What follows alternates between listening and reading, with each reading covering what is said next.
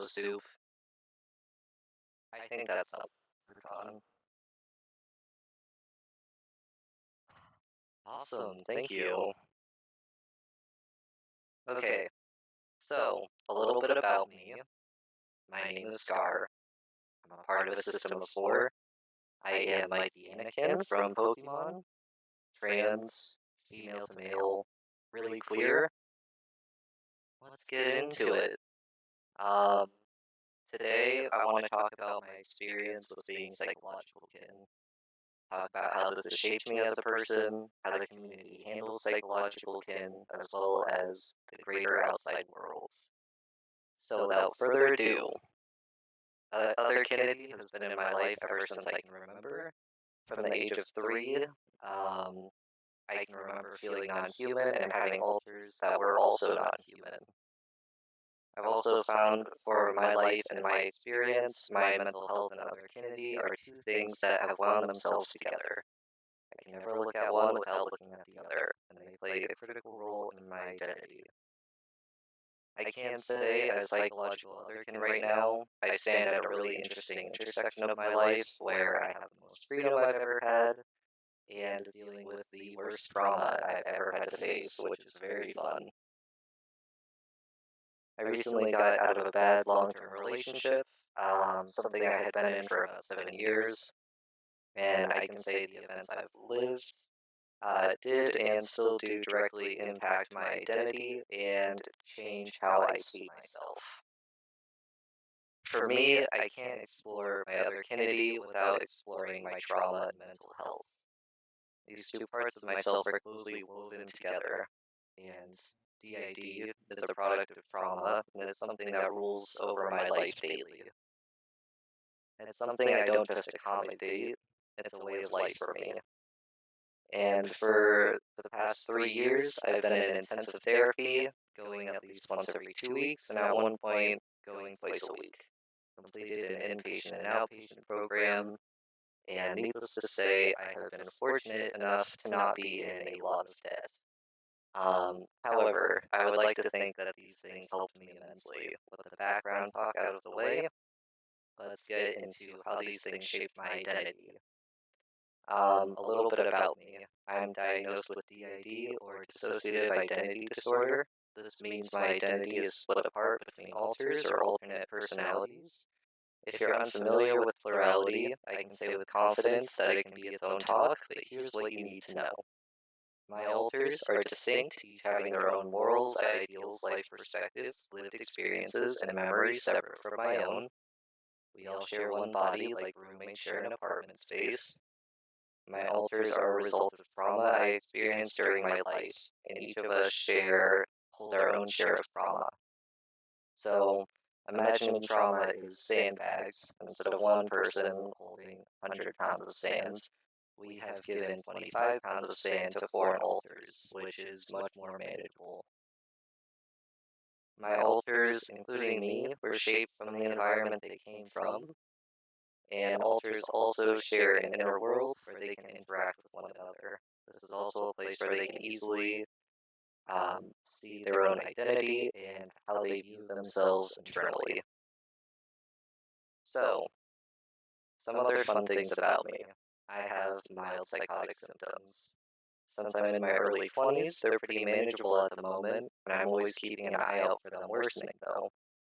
These things include hallucinations, visual, auditory, touch, smell, taste.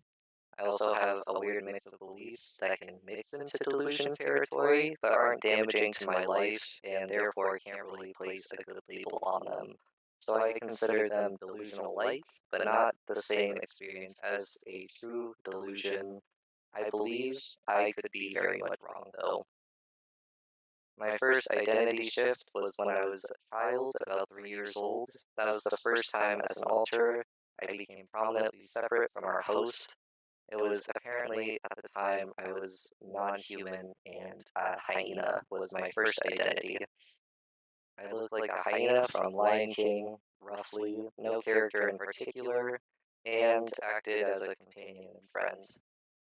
When I got a bit older, at 4 to 5, my identity shifted once I moved and left behind some family. I changed from a hyena to a Pokemon, and if I could guess, I would say it's due to a Pokemon's inherent loyalty. My identity became a Mightyena, a wolfish hyena, basically, and with the with the codependency that Pokemon carry, that carried over too. I was depended on to be support for our host and take care of them as a caretaker. We experienced neglect at the time, and this was reflected with my identity.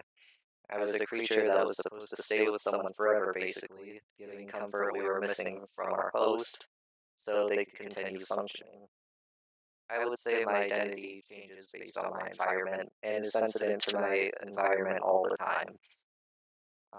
Depending on what depending on what experiences I have, it changes the way I see myself.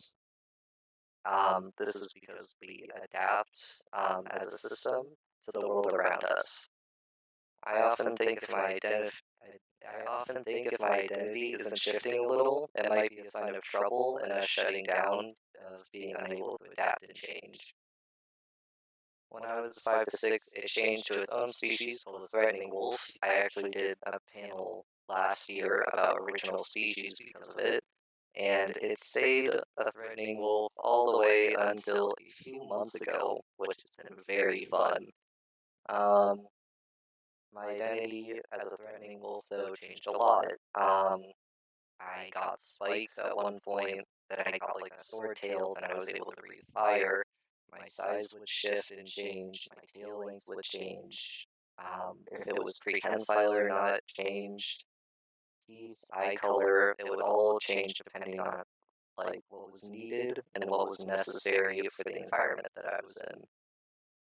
For example, probably a little bit of a trigger warning.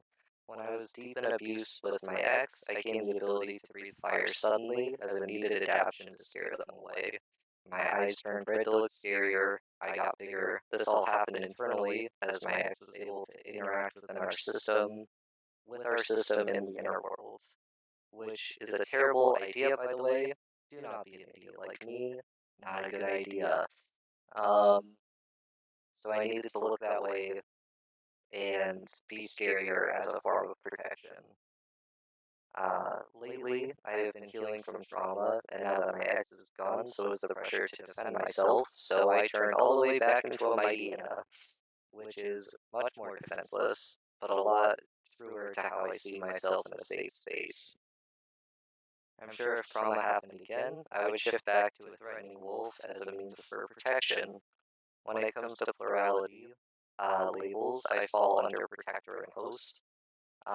We're pretty integrated at this point, though, so we've grown out of most typical labels due to how functional each of us are now. So, this whole concept of a changing identity is kind of taboo in otherkin communities. Usually, we're led to believe when we're kids, as otherkin, learning about it, that we're kids, we have this one strict animal our whole lives, and the awakening is just us learning about this one animal. This animal never changes, it's static, and we just learn about it as we grow up. My experience has been wholly different. My animal and my identity changes based on my environment. It can be subtle or drastic. I never evoke or ask for the changes, they simply happen, and I have to adapt to the new way I see myself. Trying to apply my identity to the common otherkin rhetoric gave me a lot of grief as a teenager.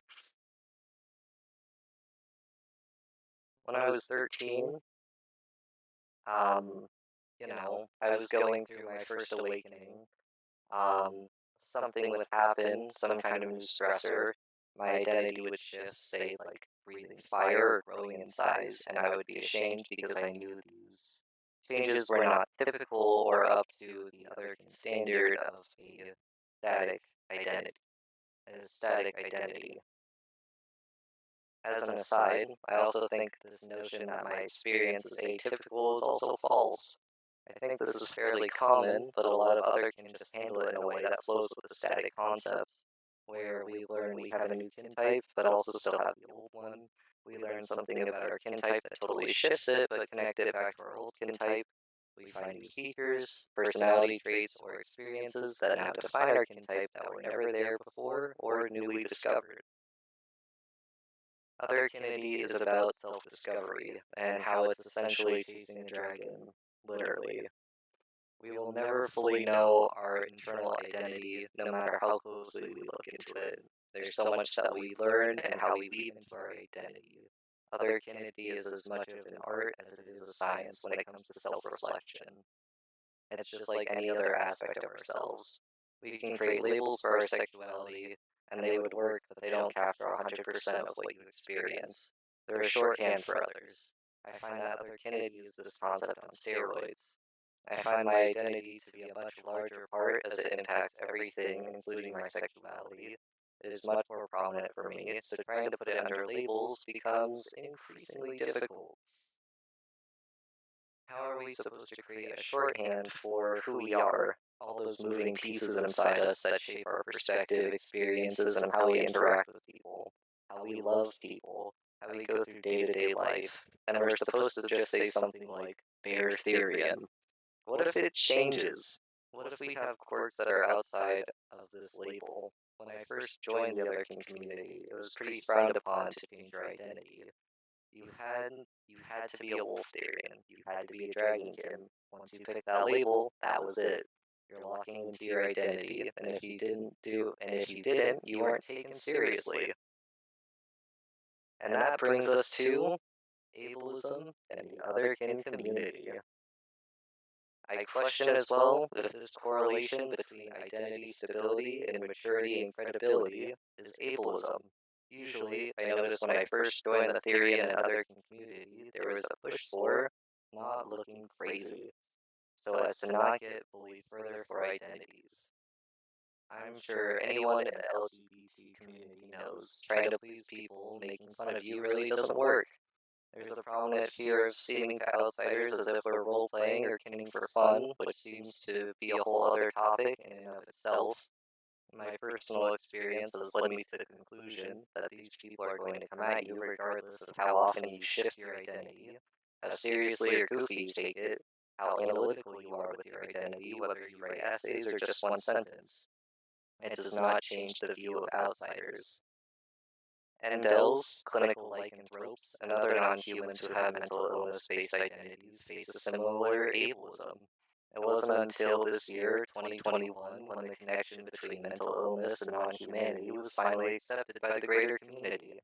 Even still, endelic communities, which endel means a delusion-based otherkin identity, are more often treated as a novelty, not something to be taken seriously as an identity, just something interesting. Mental illness, especially psychotic disorders, aren't pretty or tame, and the greater non-human community appears to subtly enforce the stigma. Werewolves are monsters, and the greater community spares no feelings in reminding us of this. With such unwelcome words, as my friend Baby Dog has given me, I paraphrase a quote here from my friend. You're welcome here, but you should expect people to be uncomfortable with your identity as an Endel, or question your Endelity. I don't personally believe people like you should be a part of alterhuman communities. End quote.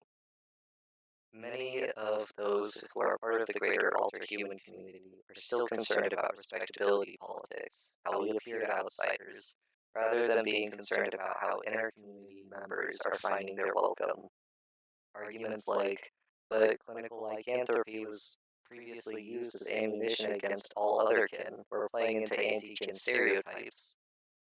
It isn't an excuse anymore, because throwing your own community under the bus isn't acceptable anymore. We want a higher standard in the community, rather than being driven by shame to hide our own members. It's better to stand with them. Let's also take a moment to acknowledge that these actions stem from an act of seeming more credible and not crazy, and I'd like to say also that stereotypes of crazy don't really exist. When we think of crazy, we think of someone who's mentally ill and struggling to function. In reality, these people have an untreated mental illness or are going through an episode that's only one aspect of a person. They do other things with their life, including myself. I write poems, I go out with friends. But if someone only judged me at my worst and my lowest, I would fit into the crazy stereotype. It's not fair for us to judge people based on actions they can't control, based on trauma or brain chemistry. Um, I would like to think people are more than that, and I think you can agree.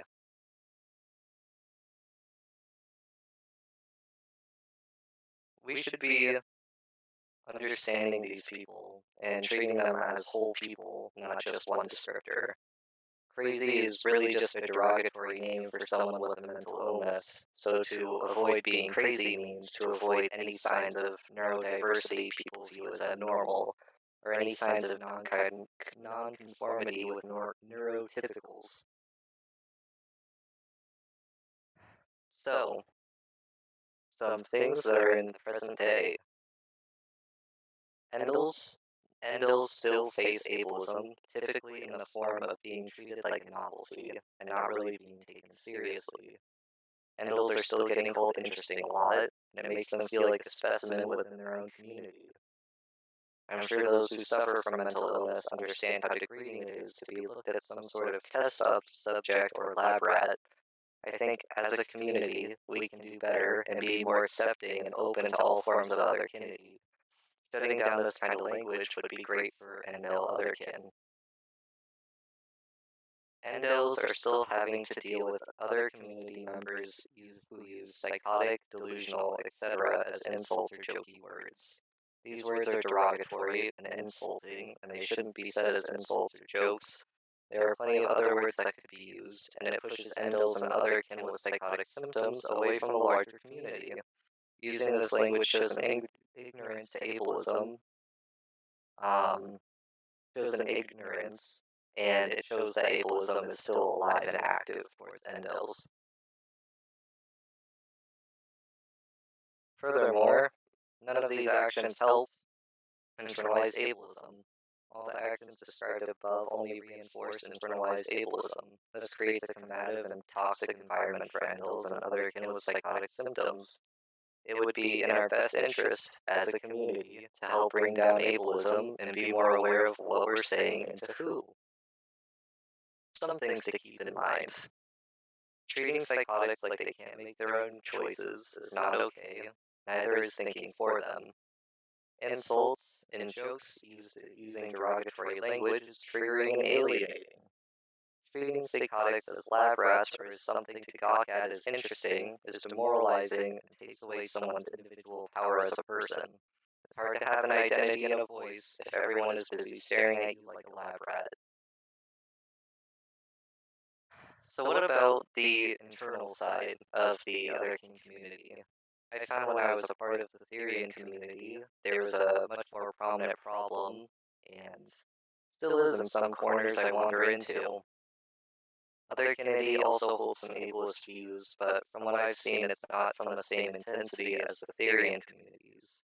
This, I would say, is a cultural difference from the new age of Therians that took over the internet. Few shifting cults, wolf packs, and some forums for Therians were intense. And I know previously Therians and otherkin's identities didn't have too much of a difference besides labels that were animalistic tendencies or a way to further identify. Once the shift happened, it became more so about earthly creatures or animals based on Earth. Earth mythics, animals that exist in present day and extinct, and plants as well. I'm not an expert of the history of otherkin and Therians, so I would direct you to House of Chimeras and to his page for more information over it gladly. If I'm wrong, please correct me. That's my understanding. This shift to earthly animals also carried a sentiment or notion of being more real than otherkin. I often experience this in wolf packs and forums, since their identities were based on real animals, and made them more valid than otherkin. An easy question I asked often, and others would ask, was a simple, why? And the response I experienced a lot was, so we're more credible / don't seem crazy. This was 8 to 9 years ago, which was at the time the height of otherkin hate. It came across as a borderline phobia to be seen as anti-kin stereotypes, which were ableist stereotypes to begin with. Some of these communities, in reaction, created rigid and strict cultures and how to be Therian. This would leave an imprint on many people, including myself. So, that was 8 to 9 years ago. Why do I bring it up? Because I still see this sentiment present, just subtle.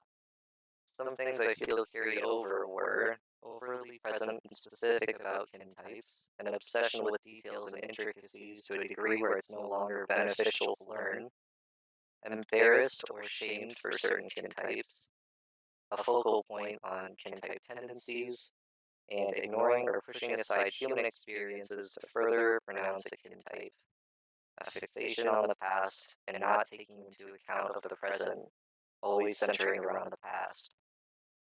I would say these behaviors in the community were influenced from the Wolfpack cultural shift. There are a remnant set of reactions from a more intense time, or these are a more remnant set of reactions from a more intense time of brilliant questioning. And if validity was questioned, your title could be easily taken away in the close-knit communities. I think the Otherkin community still has some skeletons in the closet, so to speak, of a more intense time that a lot of members endured and witnessed. We passed on this culture, myself included, as we grew up, because it's how we learned to present our Otherkinity. We can unlearn, though, and I think it's time to push for more freedom and new ways to take on Otherkinity. A larger problem I see is a fixation with the past, which, once it gets to a certain point, I don't think can be constructive or healthy. Exploring your past is good, gaining context for your actions and your background is good, but living in the past isn't healthy. Reshaping how you live in the present by escaping to the past really isn't healthy.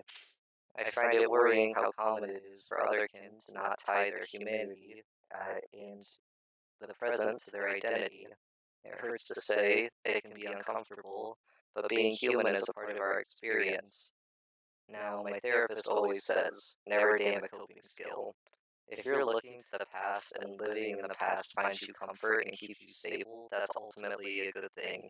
You're staying stable and keeping you functioning. I urge, though, for people to start to take time to explore humanity with otherkin identities and living more in the present, how your identity affects you right now, how people interact with you, what you can do to tie your otherkinity to the physical world, to the present. I think it's a balancing act, ultimately, trying to find a sweet spot between the past and the present. Not completely ignoring your past and only staying in the present, or only living in the past and neglecting the present. It's not easy and something I'm actively working on myself.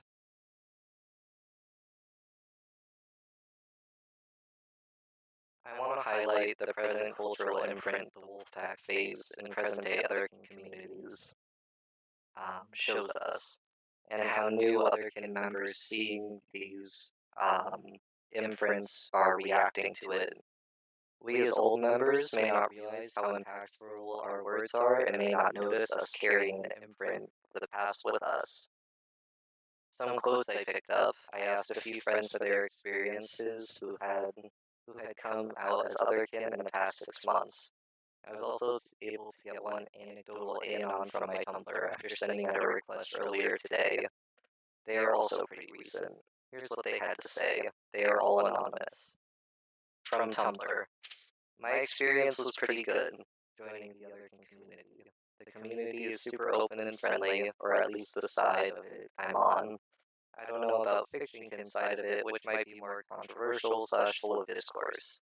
It was easy to get into, which is good, but I was super scared about getting into it. Friend. The whole community is scary, for me at least, mostly because some of the older gray muzzles seem really intimidating and cliquey. The Discord group I'm in seems really cool to me, they're all super nice and helpful, but the rest of the community is super scary for me. Another friend. When asked about getting into the community, they said, it's weird to me, it really is, like, I've spent a good chunk of my time just, like, wondering what it could possibly mean to be valid otherkin. Like, whose judgment is that? Mine?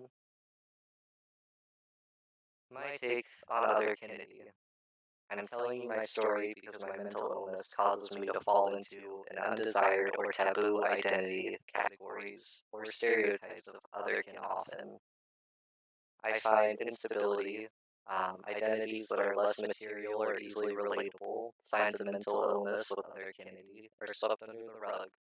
I'd like to change that and show that instability, less relatable, highly specific, or vague identities are just as valid. My experience can be something of an uncomfortable truth for some, that otherkin can be cringy or be easier to target from outsiders. I ask to everyone that has some reservations about accepting more diverse identities to consider how beneficial these perspectives bring to our community. These identities give a perspective and voice we are missing and is needed. It's beneficial for our community to be heard fully so we can support and help everyone. Endels may have a perspective otherkin and Therians may not have considered before. The wider range of experiences about our community that we share, the better. It gives us tools to make the community even stronger. I would say overall, psychological kin are extremely diverse and no experience is going to be the same. It's difficult at best to say anything at all about psychological kin experiences because the definition is so broad. We all have unique and diverse stories, and I'd like to encourage everyone to share them even if they show mental illness. Things like delusions, trauma responses, trauma sourced episodes, and regression. I would love to see more inclusivity for the messier and less understood part of psychological kin. So let's get into some specific experiences. Some of my specific experiences. My identity is pretty messy at the moment. My brain seems to have an interesting understanding of what a Mightyena is because it has two images instead of one.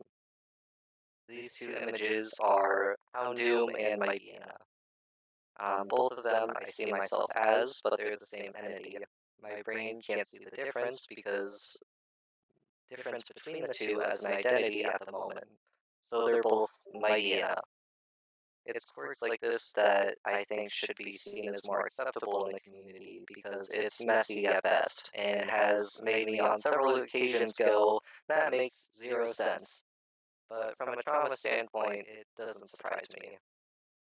My brain has trouble picking only one. If my 5-year-old or 3-year-old brain attached itself to both images and called them the same, well, that's what it is. I'm both of them at once. Brains don't tend to work very logically around trauma. And while it sounds confusing, I would say it probably feels something similar to having two kin types active at once. The two identities don't blend, i.e., Mightyena doesn't breathe fire while Houndoom does. I experience a range of both identities at once. They're both Mightyena. It just so happens that the image that's associated with it, one of them, looks like Houndoom. Um, and they both act out their own associated feelings and states. I would say they're two different kin types, except if I say I have a Houndoom kin type, I don't think anything and I don't feel anything. There's no association there for a Houndoom kin type. When I say I have a Mightyena kin type, I have two images, feelings from both. They can't seem to be separated, and each association needs the other. It's interesting, it's funky, and it's the wonderful world of drama. Could probably make a new label for that, but that is a-okay. I am not one for labels. I onto other weird quirks. I experienced something I call M-shifting, which is really animal regression. It's called M-shifting because I was previously in a few shifting pool where it developed. It's uncontrollable, but I can start it or trigger it if I want to, but can't control it at all once it starts. Once I go into an M shift, I can't understand English, speak English, walk on two legs well, speak or know basic things most people would know. My brain goes into instincts and impulses. I don't think critically or contemplate much. My thoughts are in images and feelings. It's fun, but it's difficult to control. I find it's a way for me to relieve stress and excess when I can't seem to find a good outlet for it. This part of my identity is what makes me relate to the werewolf community so much. since it's involuntary and frowned upon generally to greater society, aka internalized ableism. Let's go. One of my biggest fears is shifting in public or with friends. That's hard on me for sure. Another thing that affects me is coping linking. As someone who deals with trauma, I found lately I'm starting to create involuntary coping links. I had a brief coping link with the sled dog. Its purpose was the personality of the sled dog was something I needed at the moment to stay functional and coherent. Once I learned to do that without my coping link, it went away. I noticed myself having brief coping links on and off. Each of them usually teach something or a skill I couldn't fully understand yet. Another thing I experience is false memories. My memories change depending on identity. I don't force or make them, they just change. They hold the same narrative of trauma throughout all the changes, though. The narrative, from what I understand, is a retelling of my trauma. My false memories don't seem to be a major part of my identity, and I think I may have them simply because of P-shifting cult trauma and the pressure to have a past life or neo-meta. I think my false memories are a way to retell trauma in a form that gives me validation as an animal. I do know seeing myself as human in memories is inherently triggering for me, as I can't recognize myself. So a set of false memories that lets me see myself in those situations as an animal is comforting and validating. It helps me evaluate my trauma better and understand why I feel the way I do about trauma. A dog that loses its molars would be distraught, while a human doesn't really care if they get their wisdom teeth removed. Evaluating trauma through an animalistic lens has helped me immensely. I've noticed the more I evaluate and see trauma through an animal lens, the weaker my false memories become, and I think that's neat. Another thing is, my perspective of the world also changes as my identity shifts. I see the world differently as a mighty hyena than I do as a threatening wolf.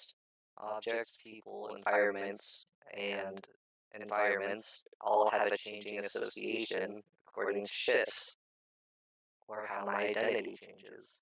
These associations and meanings are ones that either I had when I was a child, or ones I repressed due to being childish, or something I didn't see as acceptable at the time. So my identity now has a wider range of perspective. My threatening wolf perspective toned down a lot and let the repressed associations and meanings take a more dominant role. Another thing that affects my otherkinity is good old species dysphoria. I would say it's a large factor in how I experience otherkinity. I would say my otherkinity is something very based in the present. I don't think about my kintype's past. I don't think about its future, or let my mind wander off about what's going on with it. I'm usually observing in the present moment. A big part of that is my species dysphoria, which tells me a lot about what I am.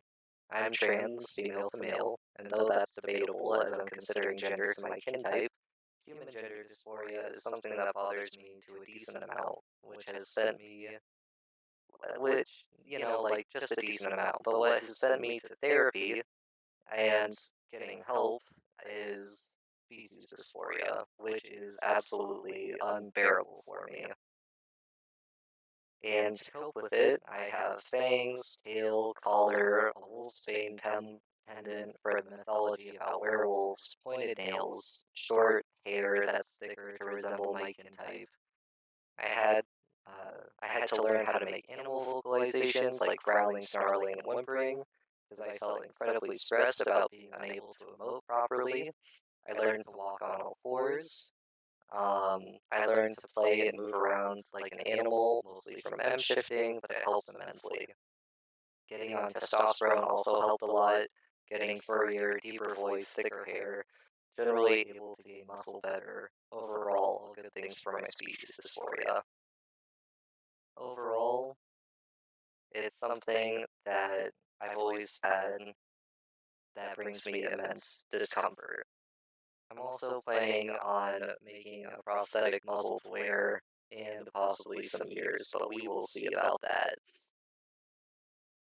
This dysphoria is apparent when you see me on the street because I'm wearing a collar and a tail, everything. I can't hide my otherkinity because it triggers my species dysphoria too much to hide, so I just have to roll with it. And the census it's not really that bad being out or showing that I'm otherkin. It's a good conversation starter, and most people are friendly about it, which has been nice.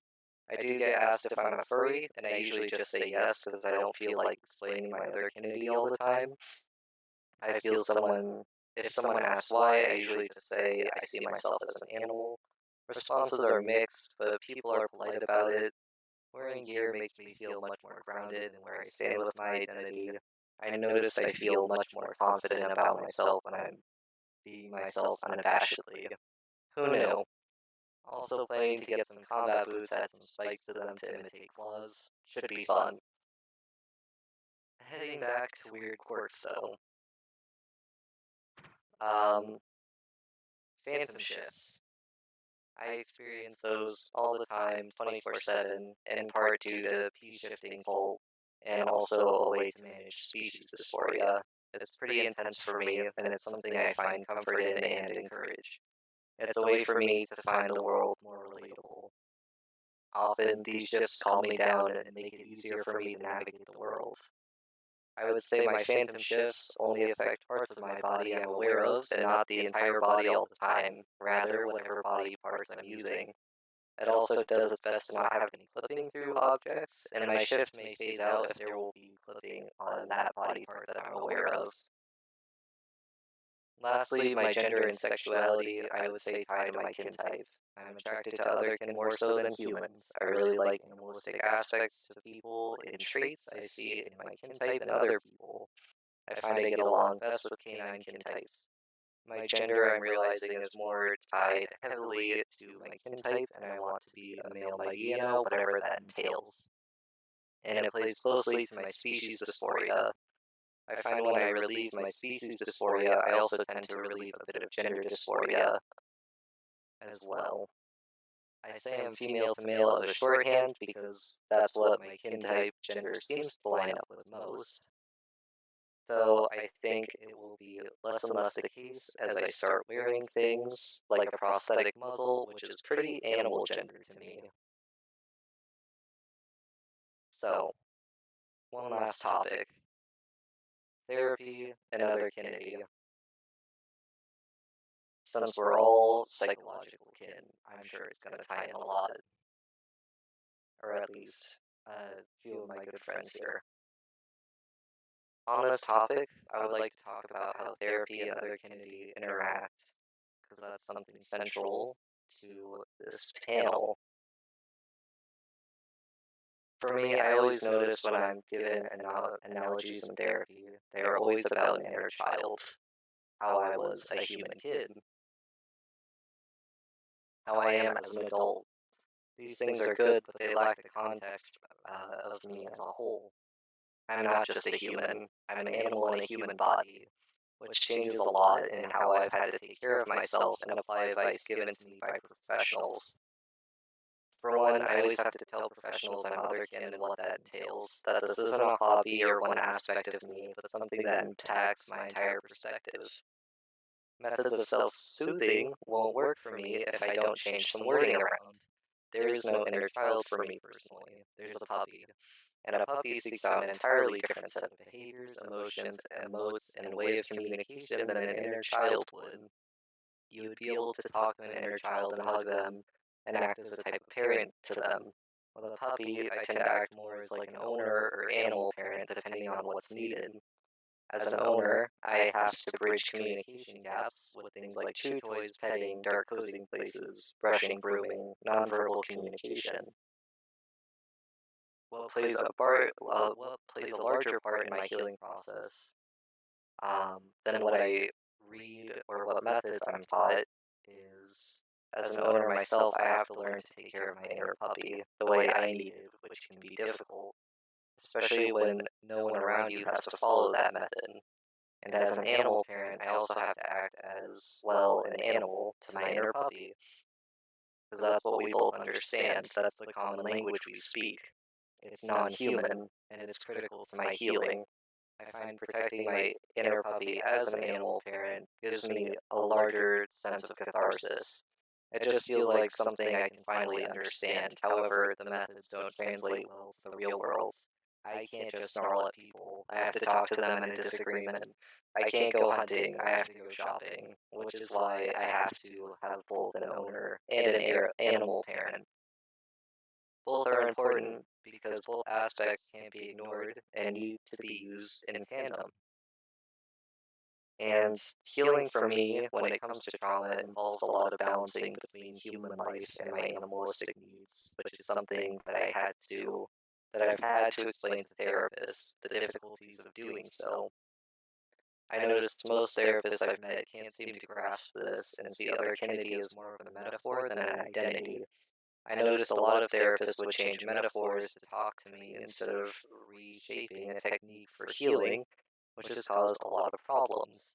An example I can think of off the top of my head would be a family sticks together would instead be said as a wolf pack sticks together, which is helpful sometimes, but if it's the only change, it becomes detrimental.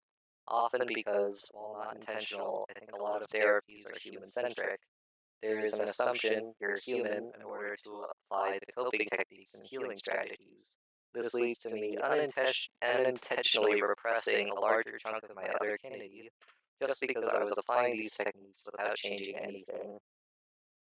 Sometimes, present day, I still fall into this and notice it triggers my species dysphoria to worsen. It can be difficult to spot for me as well because Otherkinity is so uncommon, no one else is having the same issue in my real life friend groups.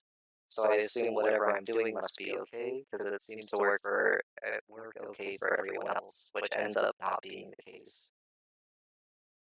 A solution I found with this um,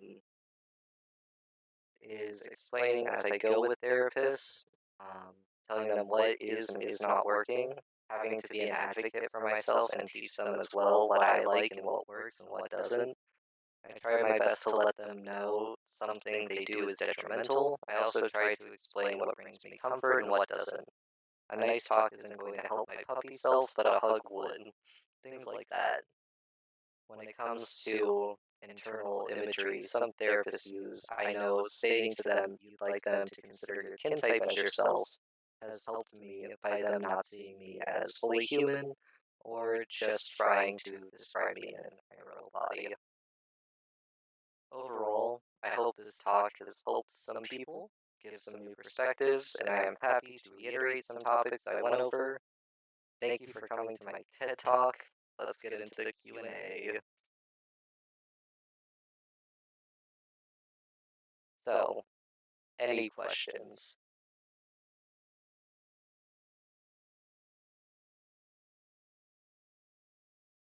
No, you're good. That's right.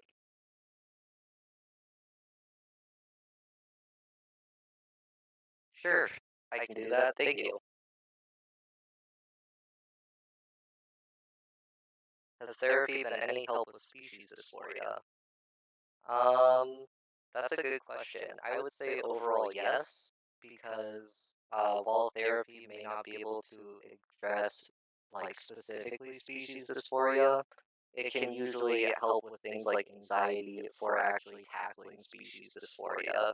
Like for me, I was very afraid to wear gear, so my therapist helped me with getting comfortable to wear gear so I could lessen my species dysphoria, if that makes sense.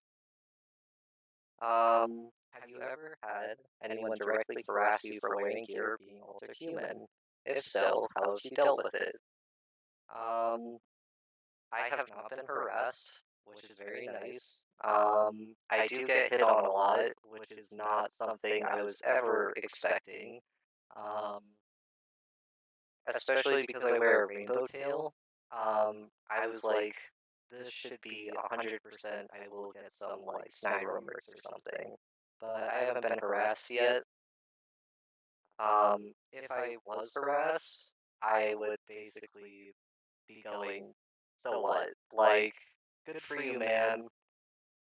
So happy for you that you disapprove. Anyways, I'm gonna go get a burger, and that's kind of it.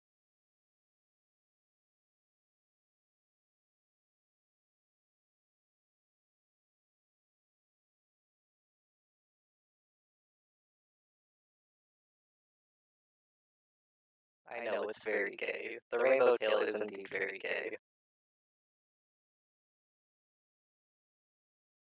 Are there are there any physical things you do for your inner puppy? Um, I would say getting toys, stuffed animals, really like stuffed animals. Giving myself massages if you know how to do that. That's pretty relieving. Especially for me being more like canine centric.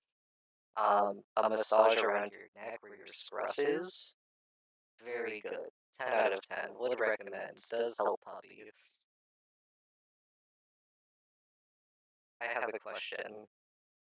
How would you balance being independent and exploring puppy things? I don't know how to. I would say you definitely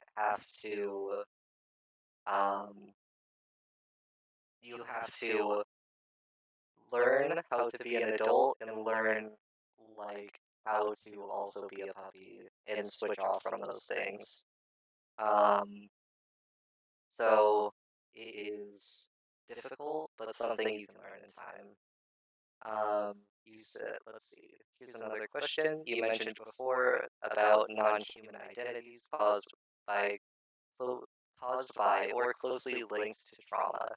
Do you think the community would be open to someone creating a term for those identities? Do you think that they don't exist yet due to stigma or ableism or some other reason? Um, Partially because of ableism, partially because of ableism. I think the community's stunted in general. Most of us are kicked under the rug, like get the fuck back in there. We don't want to talk about this. Try and look a bit less crazy. And yeah, so I would say go for it. If you think that you have an idea for a label, I think it would be good to just push it out there. Try it out. See what you like, see what you don't like. How did you find what gear helped? And what helped best? I'm a Pokemon, but a collar has been like my favorite thing. And that's not even like a body part, which is so funny to me. Um, because I think something about it, I think the symbolism the most, it's just directly like animal to me. Like there's no skirting around it. If you're wearing a collar, that's an animal collar. People have to face that directly. It feels like a loud billboard to just be like, hey, I am an animal. I am animal oriented, and you get to fucking deal with it. Um, I do think the prosthetic muzzle, that's gonna be fun in public, for sure. But I will see how that goes later.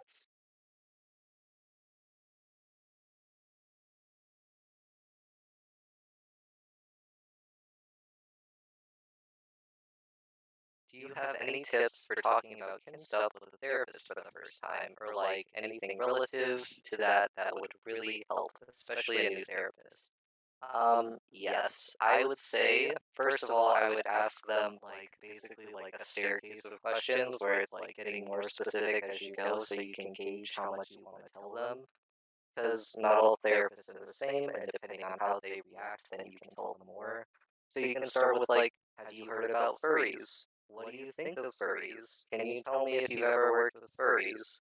Yes? Have you ever heard of otherkin? What do you think of otherkin?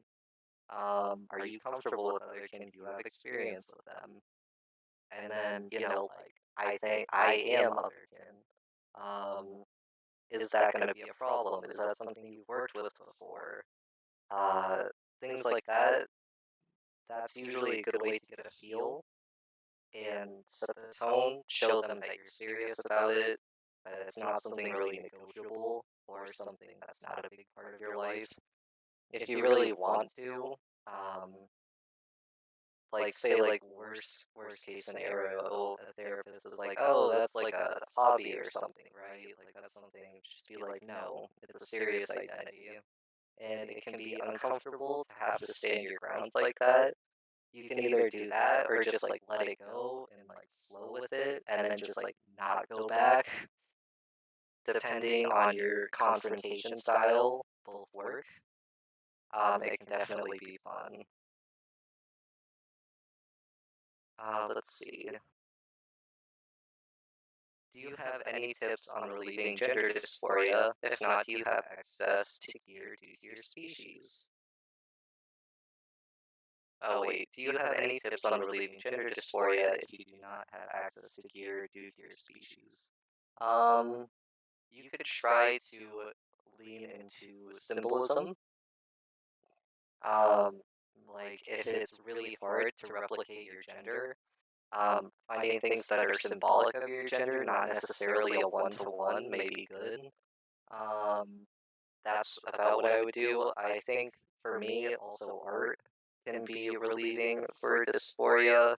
Finding an outlet in order to feel more real, role playing or being able to live out your experiences somewhere online or in a game or in real life. Like, parkour is actually one that I've considered because there's parkour where you're trying to move more or less like an animal, um, and trying to weave through everything, which is another. I'm incredibly sorry to interrupt, but Mhm. if you were answering Google's question, they meant to say species dysphoria as opposed to gender dysphoria. Oh, okay. Same thing applies basically. So yeah, I would say symbolism, finding activities that may relate to your species dysphoria that you enjoy, finding a community online that you can use, talk to, get support. Um, yeah, it can definitely be a lot of trial and error, trying a lot of things, seeing what works, and then doing it again. There's a lot of brainstorming with it, and it also helps to just like turn to other people and be like, "Hey, what do you do for your for your species dysphoria? I just want to know, like, and get some ideas." Um, let's see, what else we got going on here. How do you bring up to your therapist who rejects your anonymity that doing that is harmful to you? It can be difficult and it cannot be easy. Um, if you feel like your therapist is very hard-lined about it, it may be better. Um, okay, I think the first thing I would do is probably try and get some kind of research. House of Chimera's research about otherkin stories and books, art in general. That's like an archive where it goes all the way back to Greek times, showing that they've always been here. That could be a good way to turn a leaf with them, try and get them to see it in a new perspective, and show all these experiences that it's like, hey, it's not just me. There's a wider community. It just happens that we've been like erased a bit. Um, if they don't react to it well, the best I could say is to journal yourself, see what they're talking about, write down the human centric things, and trying to shift that on your own. If you really can't find another therapist and you really need that one, that might be a good method to do. I would focus on self awareness, trying to see whenever they say something, does it hurt? Does it cause dysphoria? What is it causing? How can I fix that? Um, yeah, I hope that helps. I know it can be really difficult. Is there a word for an identity you take on unintentionally, but you don't consider to actually be a kin type? Sorry to interrupt again, but Sin says you have 8 minutes. Yep, I am well aware. We got a lot of questions. Um, let's see. Is there a word for an identity you take on unintentionally, but consider to actually be a kin type or realize something like that? Um, mayhaps, but I do not know one. Uh, so you can see that there's a bit of a gap there. Let's see. Do. Just scanning for questions. I'm a little bit backlogged. Where did you go to even find gear? Everywhere. Honestly, pet play, yeah. Like, I know it's made for kink, but it's a good place to start. Besides that, there's also a few places on Etsy that sell, like, usually labeled under pet play harnesses or collars. I just usually use the word pet play, go look for something. There's a few otherkin specific shops as well. Generally, I just try and look around and make something from nothing too, because it's a lot of work shopping. Like, well, I could make like um my nails pointed. No one told me I could, but let's try it out, see if it helps anything. Just a lot of experimenting.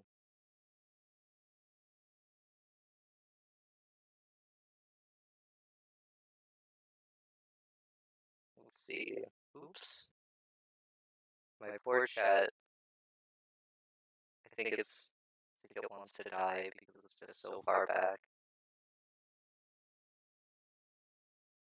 Would you say that being kin overall has been helpful and fulfilling? To myself, yes. Like, I was born that way. Um, it's helped me navigate through life. It gives me a perspective I could never get if I was just human. It's made me meet people. It's made me have to be more confident in who I am, go out and explore the world, um, making connections I would never make. Overall, I would say it's beneficial. It's just really hard at the start whenever you're new and you're lost and you're fucking terrified.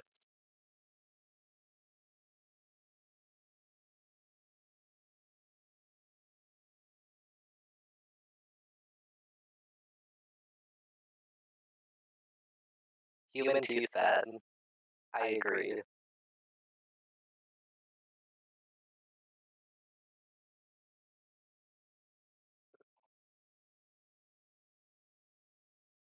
Thank you for calling me soup. I really appreciate it. Yeah. Just for this convention, we're just going with it because soup. You know how it is. Soup. Well, oh my god. Wow, that gif is like that's something else. I think that is all the questions I got. Oh, there's one. What advice would you give to kin just starting? House of Chimera's resource page is phenomenal. Um, Trying to find your kin type that you relate to most, and finding your own community within that, joining discords that relate to your kin type or something around it, very beneficial. Having some kind of blog community generally, um, it helps a lot, and a lot of people can help you on the right path. Um, Besides that, I think journaling is helpful. Um, I really like Tumblr just cause, even though it's kind of a dead site. I know, I'm looking at it, 58 minutes. I'm trying to answer as many questions as I can. How do you find out what kin you are if you're not sure? This will probably be the last question I can answer. Um, the question is, you don't, which is the beauty of Otherkinity, I would say, especially psychological Otherkin. You just kind of um, get all of the details that you possibly have and go with it and go with what you know and just experiment and learn. I've been here for 7, 8 years and I'm still shifting all the time. And shifting's okay. You get used to it. It's definitely something that you have to learn to roll with the punches. Kind of like, oh, this is a new part about me. Okay, well, how do I integrate this into my life? Um, yeah. So thank you, everyone. I'm glad you guys liked my panel. Um, I hope it was beneficial. Have a good one.